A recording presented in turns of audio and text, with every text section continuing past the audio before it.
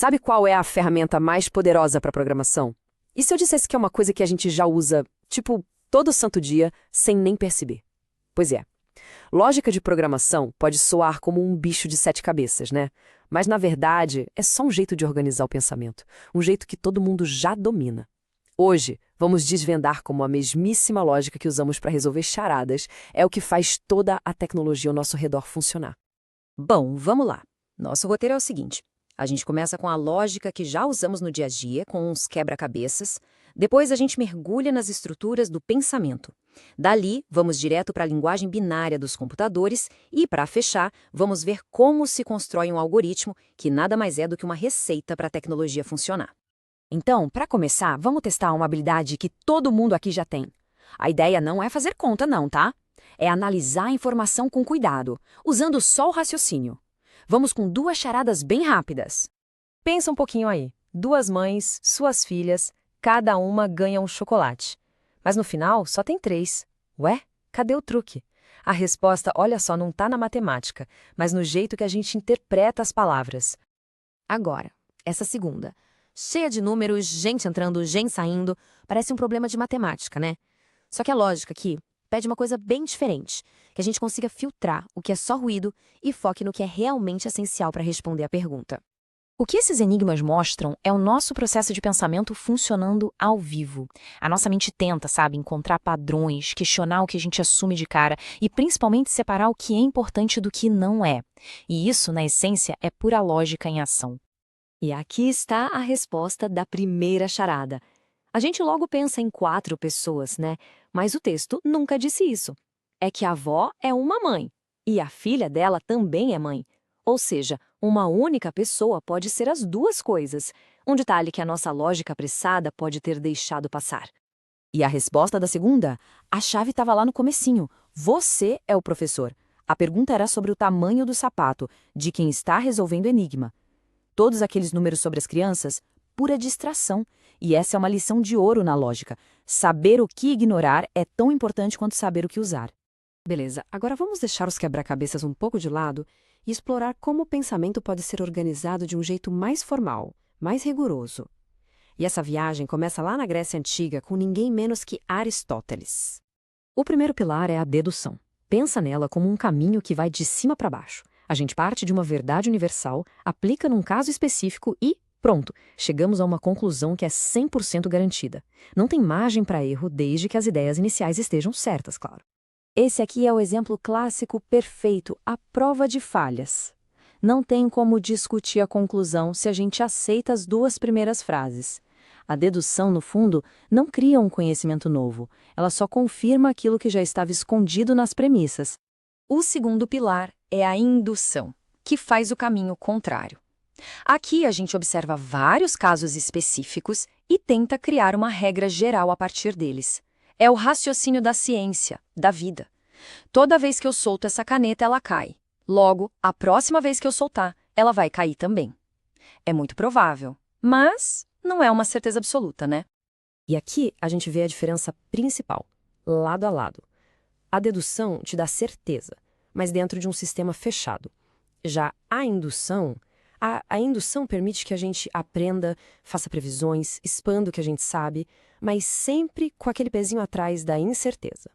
Certo, agora vamos pegar tudo isso e trazer para o mundo digital. Como é que um computador pensa? A resposta está na ideia genial de um matemático chamado George Boole, que basicamente simplificou toda a lógica a um sistema de liga e desliga. A lógica booleana é simplesmente a base de toda a computação. O brilhante dela é que ela acaba com qualquer ambiguidade. Para um computador, não existe talvez, acho que sim, um pouco, ou uma coisa é verdadeira ou é falsa. É 1 ou é 0, ligado ou desligado. E é essa simplicidade que permite eu construir coisas incrivelmente complexas. É esse sistema de liga e desliga que se torna a linguagem por trás de tudo, desde uma calculadora de bolso até uma inteligência artificial. Qualquer decisão super complexa é, na verdade, quebrada em milhões de pequenas perguntinhas de sim ou não. Para a gente ver essa lógica booleana na prática, vamos analisar um probleminha. Temos um cenário com várias afirmações, algumas até se contradizendo. A nossa missão aqui é usar as regras da lógica para encontrar a única versão da história que não tem nenhuma contradição. Aqui estão as peças do nosso quebra-cabeça. Tem afirmações simples, negações e também frases mais compostas, que usam palavras como e ou. Cada uma dessas palavrinhas tem um significado muito, mas muito preciso na lógica booleana. A diferença aqui é crucial. O e que o Felipe usou é super exigente. Se uma parte da frase for mentira, a frase inteira vira mentira. Já o ou que o Nicolas usou é mais tranquilo. Basta que uma das partes seja verdade para a frase toda ser considerada verdadeira.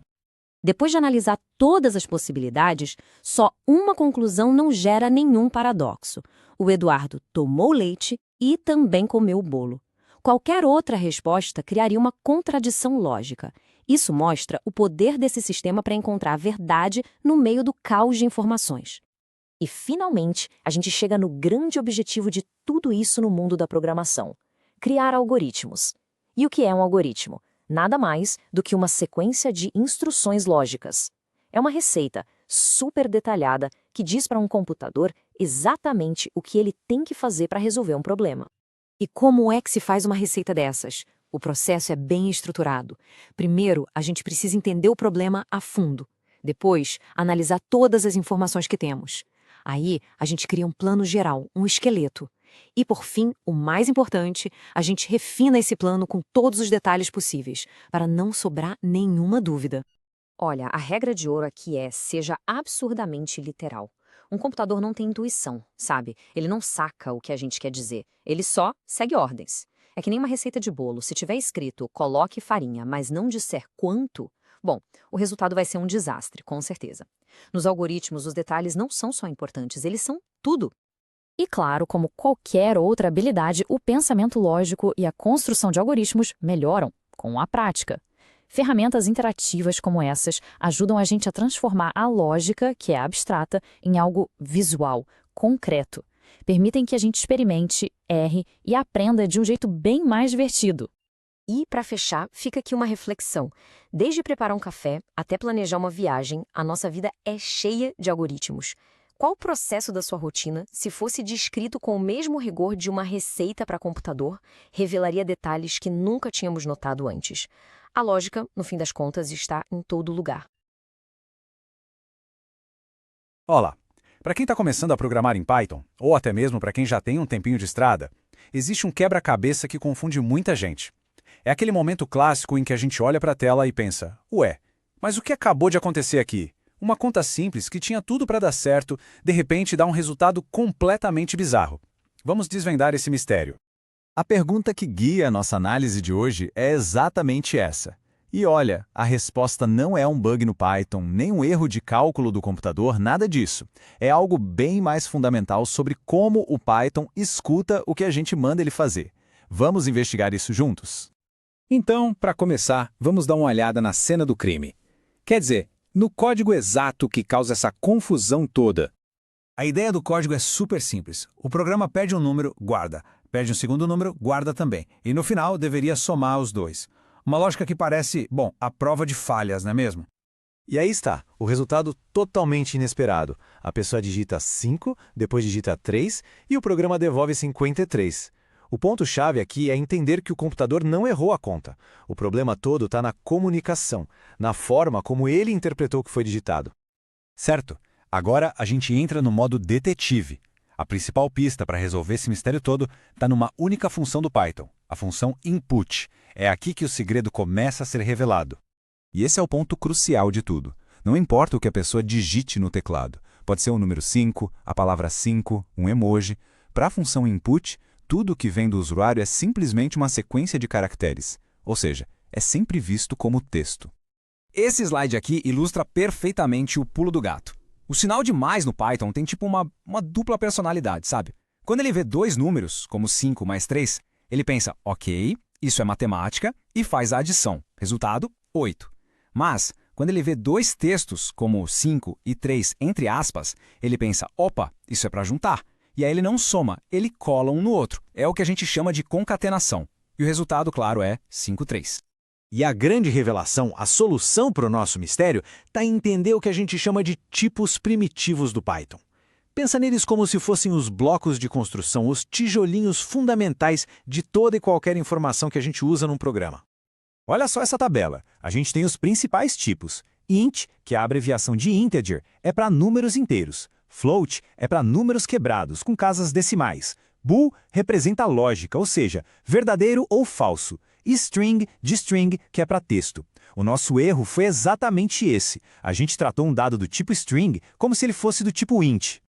Essa frase aqui resume tudo de forma brilhante. Sem aspas, o 7 é um valor numérico, dá para fazer conta com ele. Com aspas, 7 é só um caractere, como se fosse a letra A ou o símbolo de porcentagem. O Python enxerga essas duas coisas de maneiras completamente diferentes. Beleza? Com toda essa teoria na cabeça, chegou a hora de colocar a mão na massa. Vamos voltar para o nosso código original e consertar isso de uma vez por todas. Relembrando rapidinho, o problema começa aí exatamente aqui. A função input pega o que foi digitado e entrega como um texto, que é então guardado na variável. E a ferramenta que a gente vai usar para consertar isso é a função int. A missão dela é bem específica. Ela pega um texto que parece um número inteiro e converte para o tipo numérico de verdade. Aí sim a gente pode fazer contas com ele. E aqui está a solução, perfeitamente ilustrada. A gente basicamente envolve a função input com a função int. O que acontece agora é que o input primeiro pega o texto e logo em seguida o int já converte esse texto para um número inteiro antes mesmo dele ser guardado na variável. E com essa pequena mudança, a mágica acontece. Quando o programa vai somar N1 e N2, agora ele está somando dois números de verdade. E o resultado, finalmente, é o 8 que a gente esperava. Problema resolvido. Agora que a nossa lógica está funcionando direitinho, vamos aproveitar e expandir um pouco o conhecimento.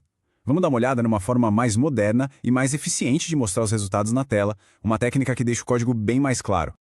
Então, do lado esquerdo, a gente tem o jeito antigo, separando tudo com vírgulas.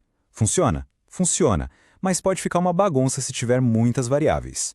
Já do lado direito, temos o método .format. A gente cria um molde de texto com essas chaves e depois só diz quais variáveis vão preencher cada espaço. Fica muito mais limpo e fácil de ler, né? E o int não está sozinho nessa. O Python dá para a gente outras ferramentas de conversão, como o float, se a gente precisar de números com vírgula, e o bool, para valores lógicos. Existem até funções como o .isNumeric, que servem para a gente checar se um texto pode ser convertido em número antes de tentar a conversão. Isso ajuda muito a evitar erros no programa. E para fechar, fica aqui uma reflexão. Entender a diferença entre tipos de dados é, sem dúvida, uma das habilidades mais importantes na programação. Isso não resolve só o problema do 5 mais 3 igual a 53, mas abre a porta para a gente entender e evitar centenas de outros erros. Agora, com esse conhecimento, que outros comportamentos de código que antes pareciam estranhos começam a fazer mais sentido?